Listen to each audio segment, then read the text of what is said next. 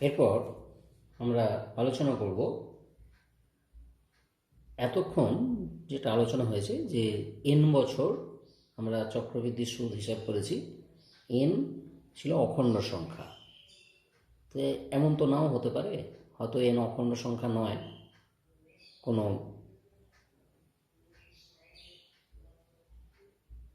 অন্য কোনো সংখ্যা আছে, অপ্রকৃত ভগ্নাংশ হতে পারে, প্রকৃত ভগ্নাংশ হতে পারে, সেরকম আছে। সেক্ষেত্রে আমরা চক্রবৃদ্ধি সুদ কীভাবে নির্ণয় করব? মনে করো এরকম আছে একটি প্রবলেম যে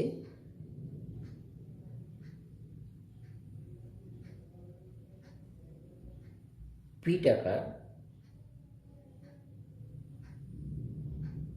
বার্ষিক R% চক্রবৃদ্ধি সুদের হারে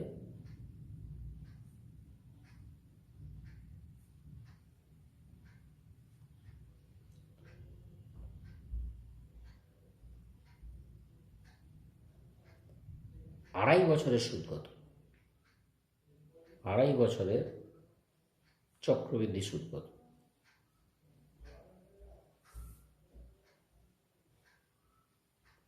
দেখো এখানে এন এর মান কিন্তু 5/2, অর্থাৎ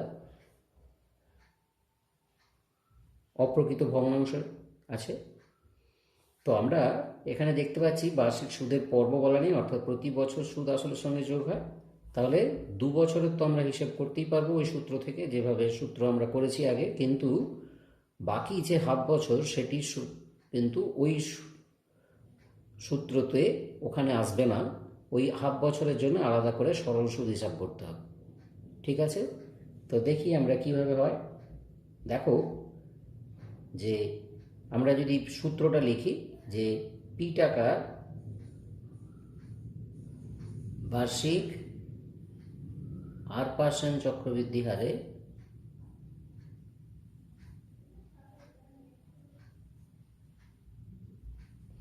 দু বছরের সুদ আসল কত হবে? P into 1+R/100 whole square. আমরা এন বছরের করেছি, এখানে 2 বছরের লিখলাম।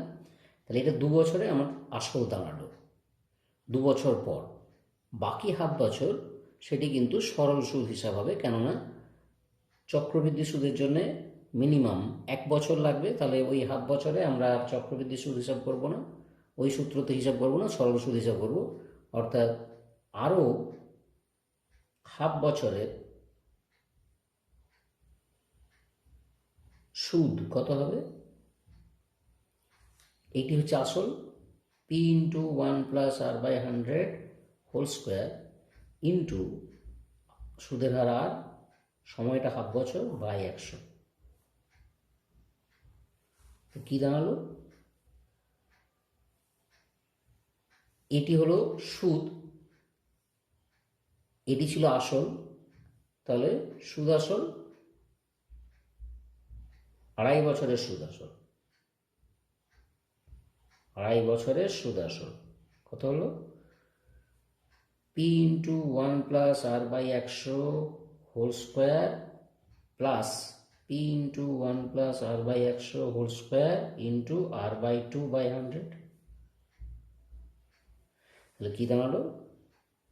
P into 1+R/100 whole square common 1+R/2/100, এত টাকা। এইটি তোমার আড়াই বছরের সুদ আসল হবে। ঠিক আছে, আড়াই বছরের সুদ আসল হবে। তাহলে চক্রবৃদ্ধি সুদ কত পেলাম? এখান থেকে পি টাকা বাদ দিয়ে দিলেই আমার সুদ বেরিয়ে যাবে। অর্থাৎ ওই সময়ে চক্রবৃদ্ধি সুদ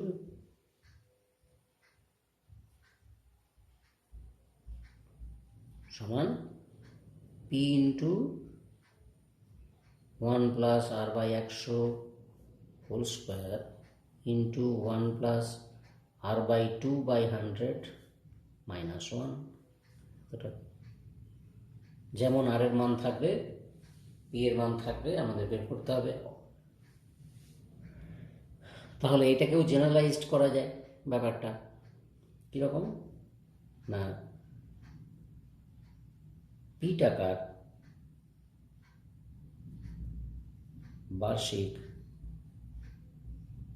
R% চক্রবৃদ্ধি হারে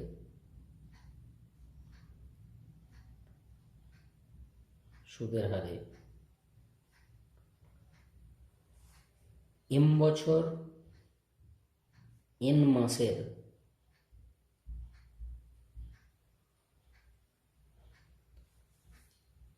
চক্রবৃদ্ধি সুদ কত?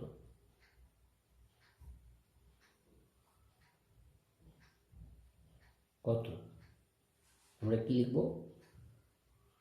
চক্রবৃদ্ধি সুদ, নির্ণেয় চক্রবৃদ্ধি সুদ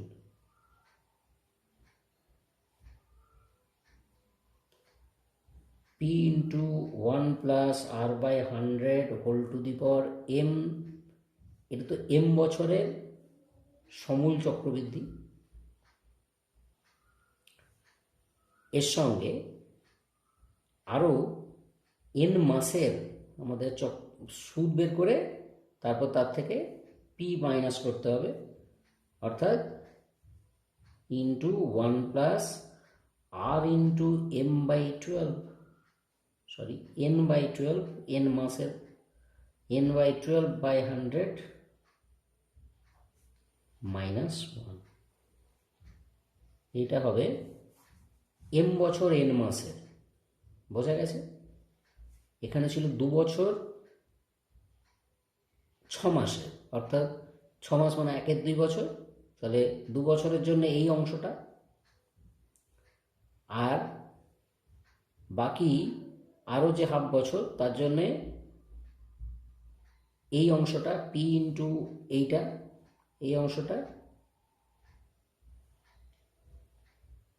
P মাইনাস, অর্থাৎ আসলটা মাইনাস করে দিলে আমরা চক্রবৃদ্ধি সুদ পেয়ে যাচ্ছি। ঠিক একইভাবে এখানে এরকম অঙ্ক থাকতে পারে। তো এরকম আমি একটা অঙ্ক দিব, কীরকম মনে করো, খুব ছোট্ট একটা অঙ্ক দিচ্ছি।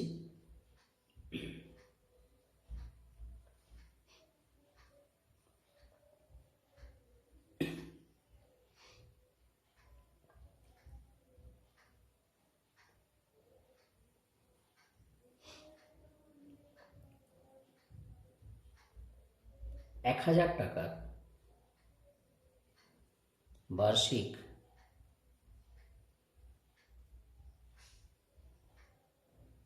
$10% সুদের হারে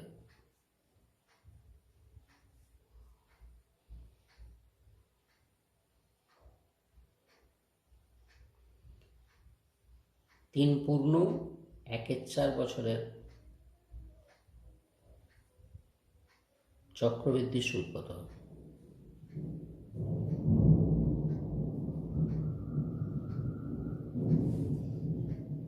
এর সমাধান কি হয়?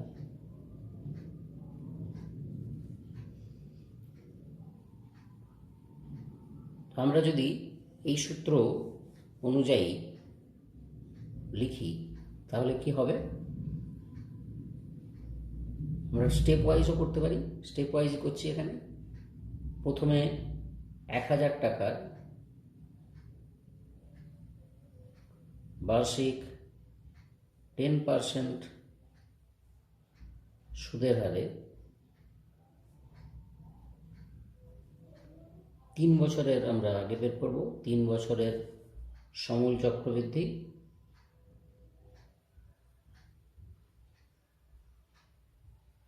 এটি হবে 1000 ইন্টু 1 প্লাস 10 এর 100 হোল কিউব।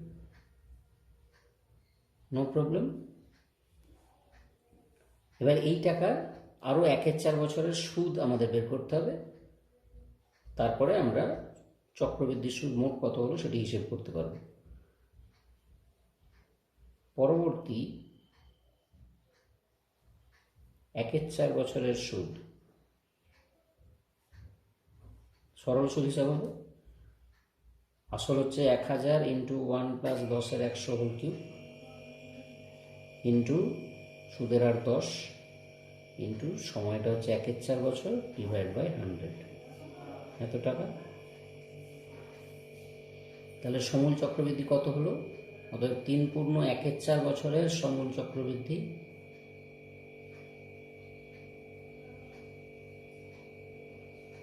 এটি হয়েছে 1000 ইন্টু 1 প্লাস 10^100 হোল কিউব। এটি ছিল আসল। পরবর্তী যে 1/4 বছর তার সুদ হিসাব করেছি আমরা 1000 into 1 plus 10^100 whole cube into 10 into 1/4 whole divide by 100, কত টাকা? That is 1000 into 1 plus 10^100 whole cube, এটি আমরা কমন নিয়ে নেব, পাচ্ছি 1 প্লাস 10 ইন্টু 1/4 বাই 100। এটি সমূল চক্রবৃদ্ধি হয়েছে। অতএব চক্রবৃদ্ধির সুদ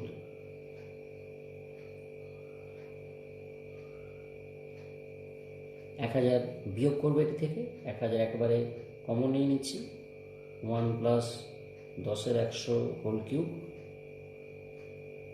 ইন্টু 1 প্লাস 10^400 করে দিচ্ছি, এটা মাইনাস 1। ক্যালকুলেশন করি, এটি 1/10, অর্থাৎ 1000 1 প্লাস 1/10 11/10 হোল কিউব। কাটাকাটি করলে আমরা এখানে 1/40 পাচ্ছি, 41/40 মাইনাস 1, কত পেলাম? 1000 into 11 whole cube 1331 into 41 by 1040, অর্থাৎ 40,000 মাইনাস 1।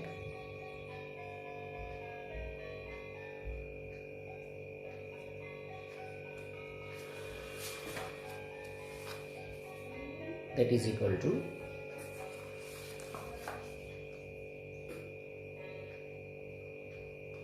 1331 কে 41 দিয়ে আমরা গুণ করব। 1000 into 1331 into 41 minus 40,000 divide by 40,000, কত টাকা? এখানে আমরা গুণটা করে নিই, 1331কে 41 দিয়ে গুণ করে নিই।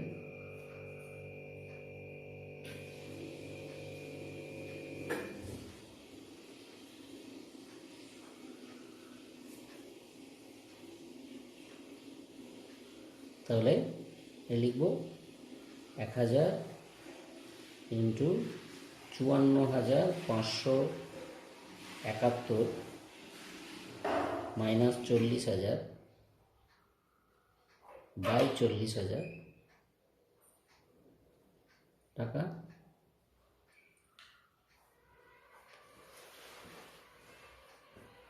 পাশে হিসাব করে এভাবে বক্স করে দেবে, আর আলাদা রাফ পেজ আর নিতে হবে না। 1000 ইন্টু এটি হবে 14,571 বাই 40,000,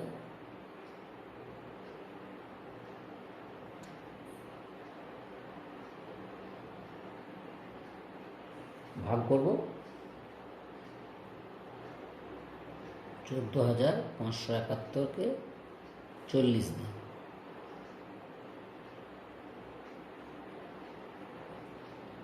120।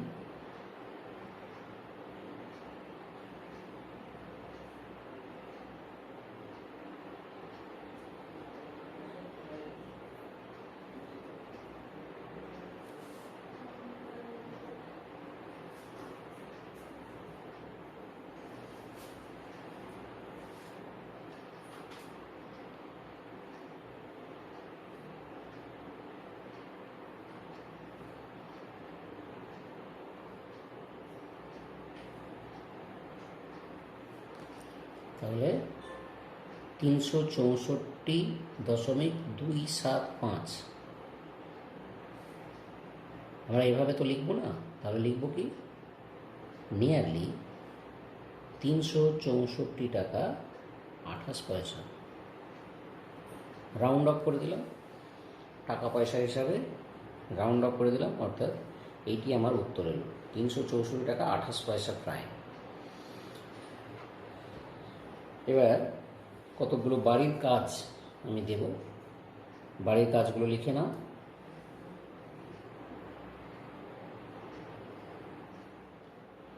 বাড়ির কাজগুলো লিখে নাও।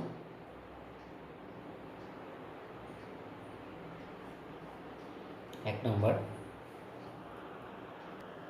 ধরো কিছু বাড়ির কাজ দিচ্ছি, লিখে নাও। একই বার্ষিক শতকরা সুদের হারে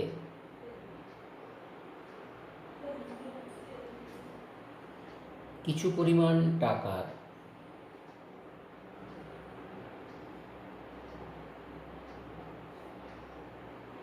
দু বছরের সরল সুদ এবং 1/10 বছরের চক্রবৃদ্ধি সুদ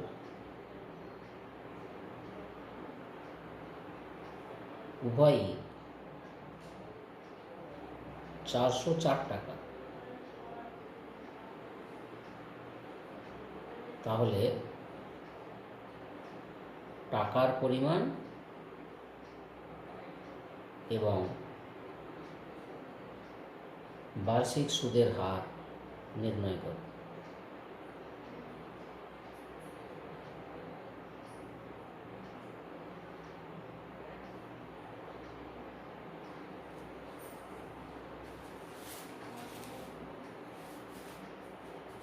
দু নম্বর,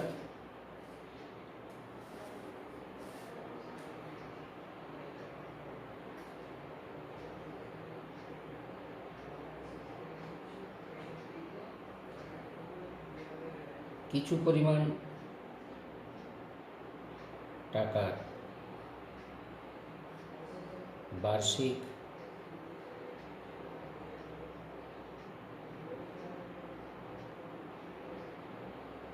শতকরা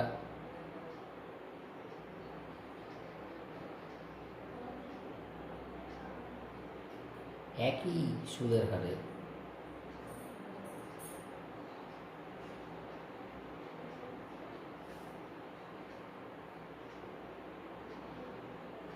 আড়াই বছরে এবং 3 বছরে সমূল চক্রবৃদ্ধি যথাক্রমে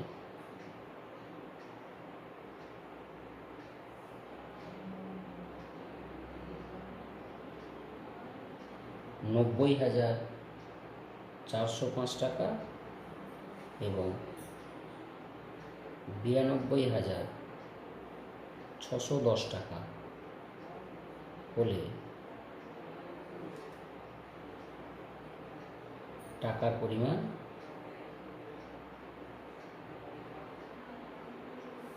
এবং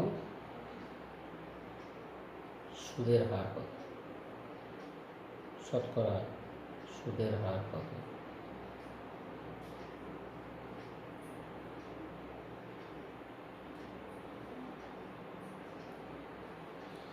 তিন নম্বর, একটা শর্ট কোশ্চেন দিই।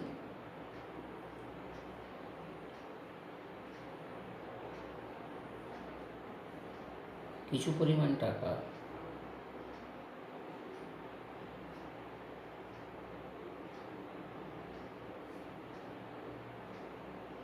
বার্ষিক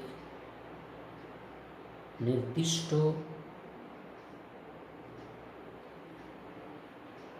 চক্রবৃদ্ধি সুদের হারে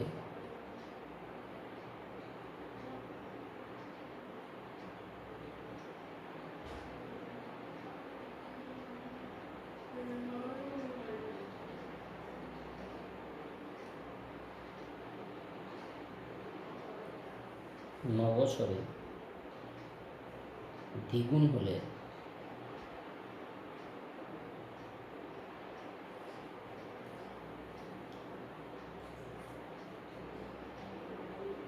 কত সময়ে তা 8 গুণ হবে?